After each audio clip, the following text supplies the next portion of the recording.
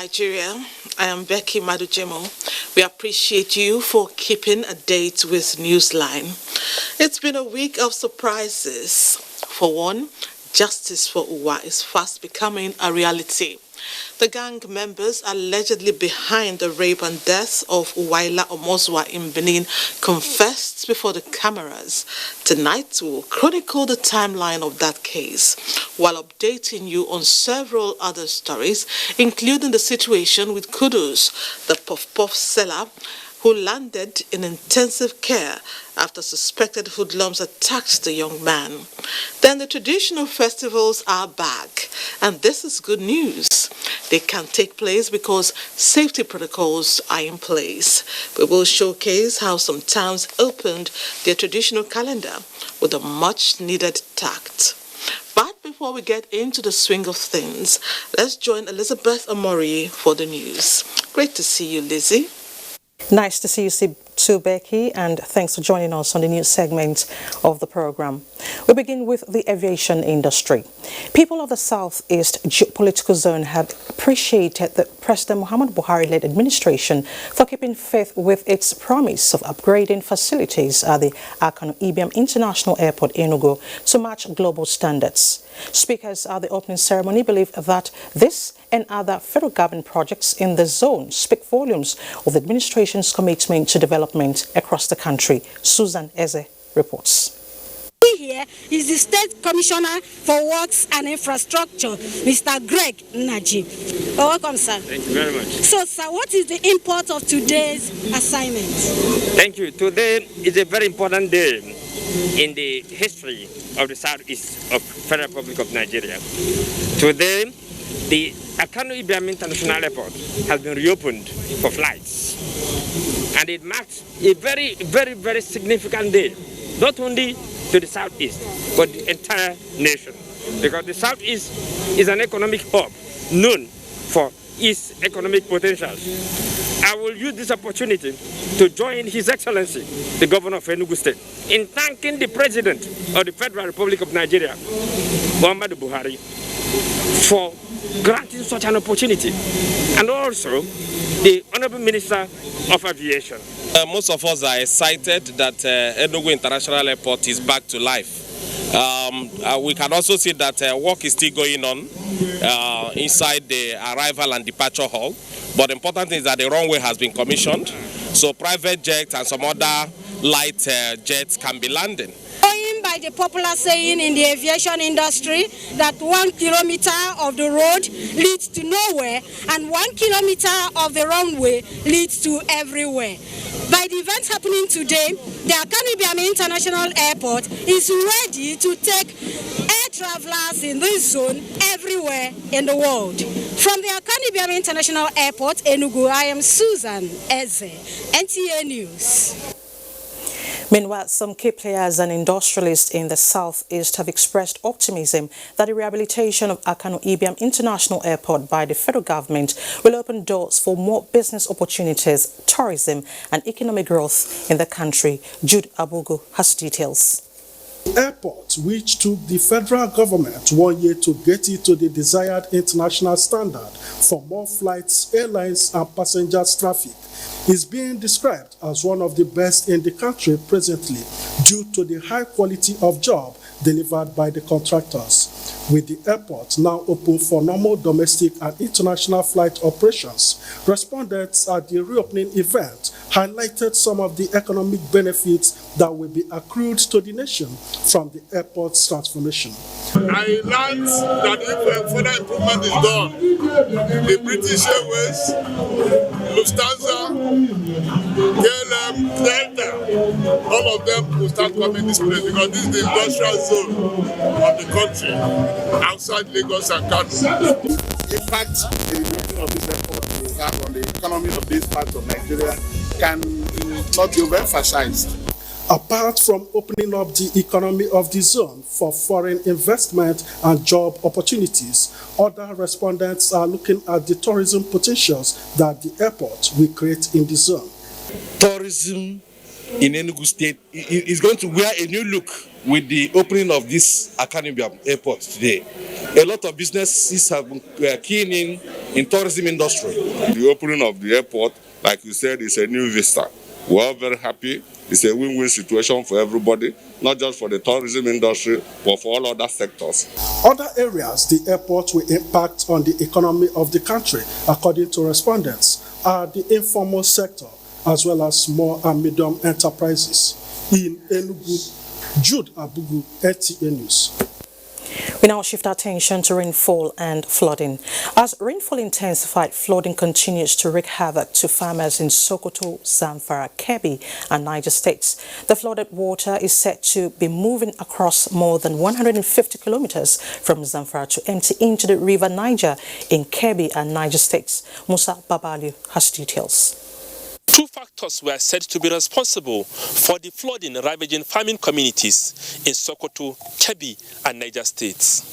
First is the level and frequent rainfall, which are beyond the earlier prediction. The second factor is this: the gradual release of water from the Goronyo Dam. This is a reservoir of water that contains about 984 million cubic meter, almost 1 billion. The water moved from here in Goronyo to River Niger after traveling for more than 700 kilometers. This water goes down to Kebbi, Niger State. You understand? So it's what fed all the Adamas along the plain. The flood is from Arugungu here down to Suru to Kaoji, while on your right is from Arugungu up to Sokoto to Goranyu. Federal government and the Central Bank of Nigeria say farmers operating under Anchor Brewers program will be given a waiver in loan recovery. Farmers have invested nearing harvest time. They have made all the necessary activities from land clearing, from other application, everything.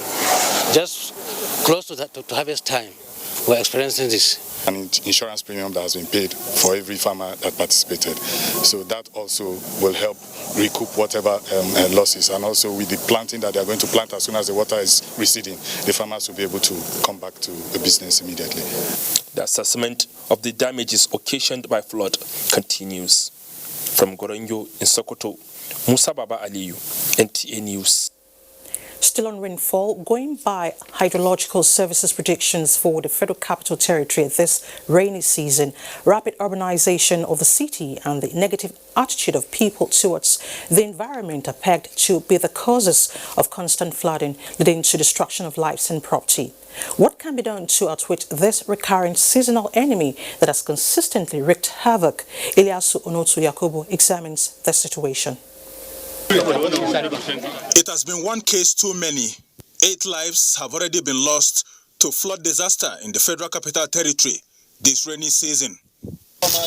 Majority of them are people sheltered along prone areas, floodplains or water channels.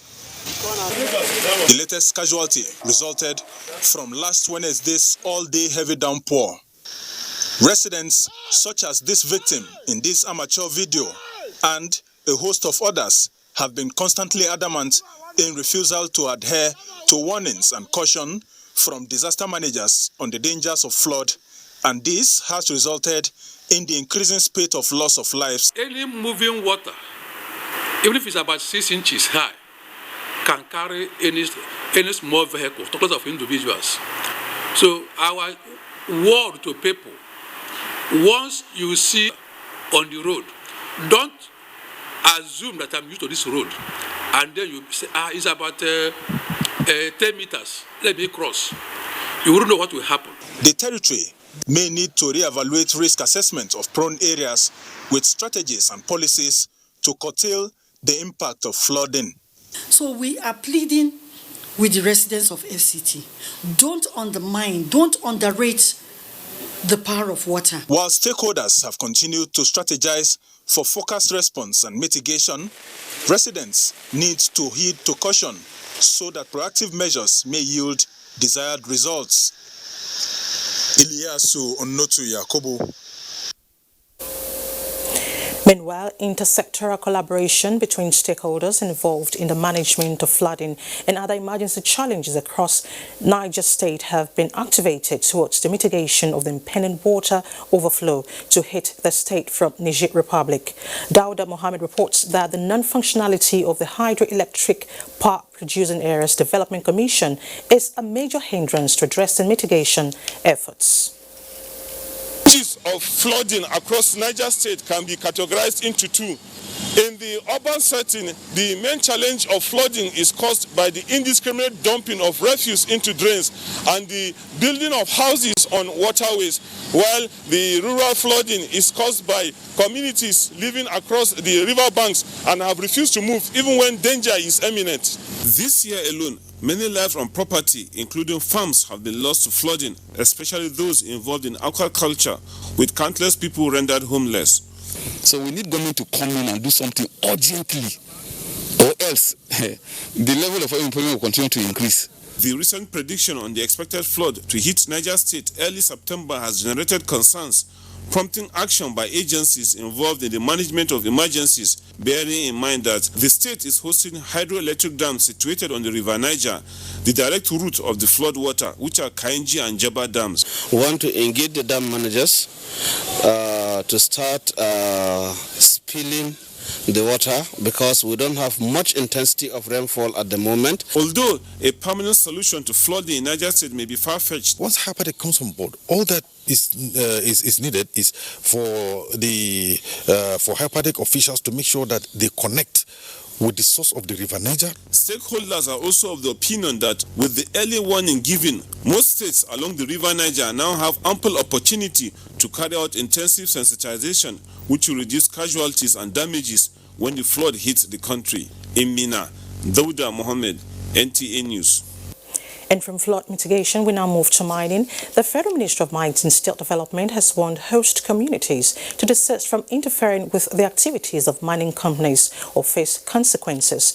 The Minister of State, Dr. Uchechukwu Oga, said this when he interfaced with host communities in Benue.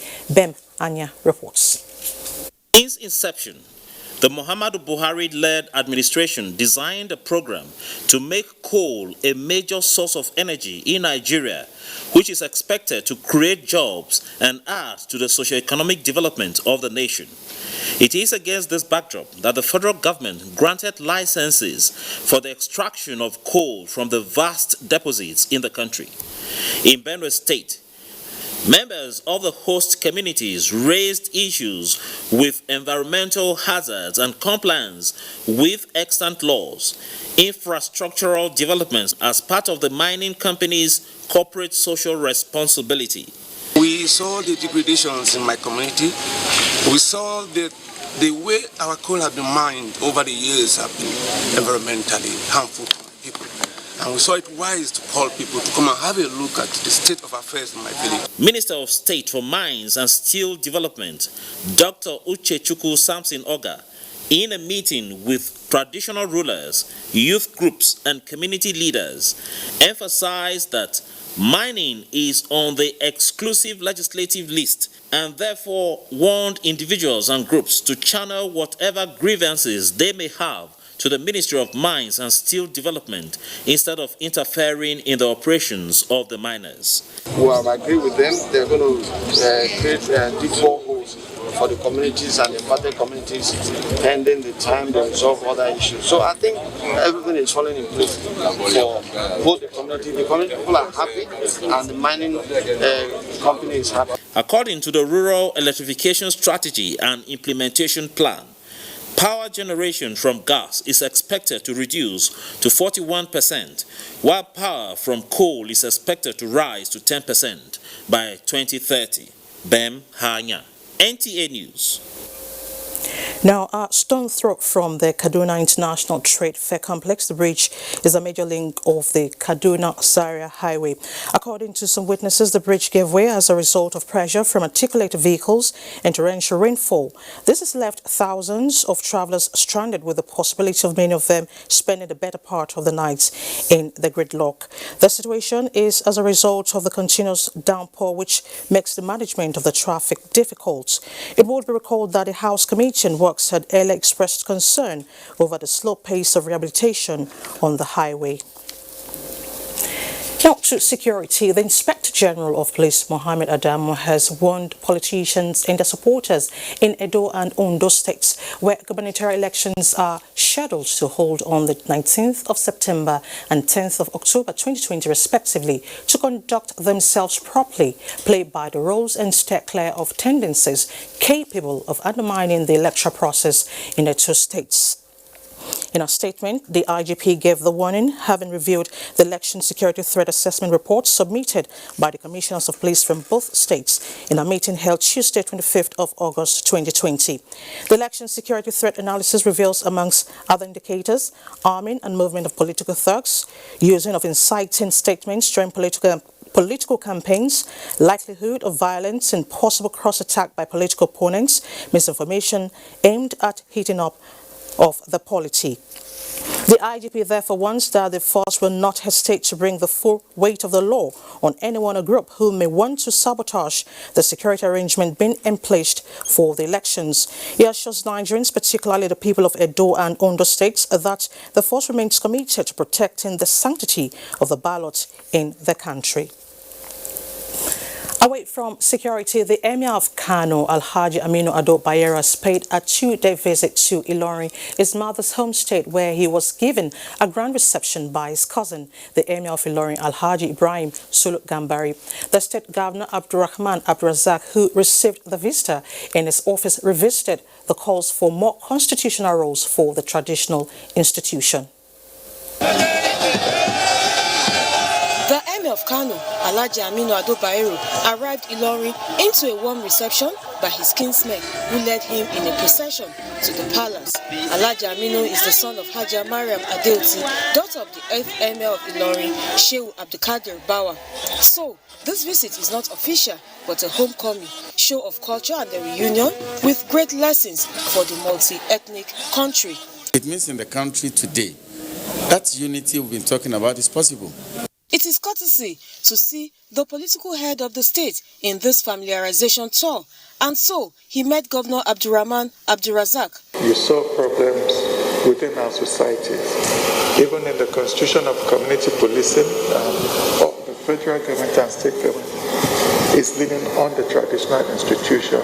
We have to live together and help each other, especially the ones that need help among us. The Emir of Ilorin, Alhaji Ibrahim Sulu Gambari, is delighted at the visit, which he said would last long in the history of Ilorin and Kano in particular, and Nigeria in general. The visiting Emir also joined his kinsmen for a special Juma service before departure. Aisha Abubakar Yahaya, NCA News. Earlier, we brought you a report on the inauguration of the Akano Ibiam International Airport. We now have more visuals of the inauguration. With the runway extended up to 3 kilometers, airfield lighting and other auxiliary facilities all upgraded to standard. This ceremony marks a new dawn at the Akano Ibiam International Airport, Enugu. Governors of the Southeast Zone are grateful to President Muhammadu Buhari for demonstrating strong commitment to infrastructure development, which the Southeast Zone is a beneficiary. With the Akano Ibiam Airport, the second Niger Bridge, the Enugu-Onitsha Expressway, and other projects standing out as shining examples. Thank you, Mr. President. The second Niger Bridge is moving on very well, and it's a product of dialogue and persuasion. That's testimony of the foundation to rebuild the nation through the provision of critical infrastructure to stimulate economic growth and development of the Nigerian nation. Other stakeholders, including the former Deputy Senate President, Senator Ike Ekweremadu, and the President General Ohaneze Ndibo, Chief Nnianwodu, also lauded the project, hoping that the terminal and cargo wings of the airport will also enjoy such speedy completion. Appreciative of the unwavering support of the Enugu State Government in the course of the project, Minister of Aviation said, with the project done and dusted, attention will now be shifted to speedy completion of the cargo and the international terminal buildings. May I urge the governments and people in this region to increase their commitment by using this airport to the fullest. governors of the Southeast Zone, traditional rulers, political leaders, and other stakeholders all graced the historic event. In Enugu, Susan Eze, NTA News.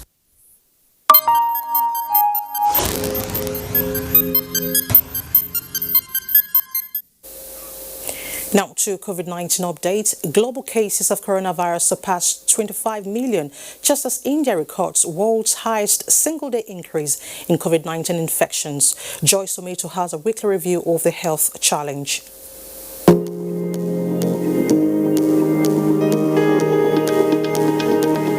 Global COVID-19 cases have exceeded 25 million. Figures published by a coronavirus resource center in Johns Hopkins University show that 848,459 people have died from the virus, while more than 17 million patients have recovered. In 1 week, global infection figures rose by 1.8 million, while more than 38,000 fatalities were recorded. Africa has a total of 1,243,122 cases, out of which 973,885 have recovered. Back home, statistics published by the Nigeria Center for Disease Control indicates that the country has 53,727 COVID-19 cases.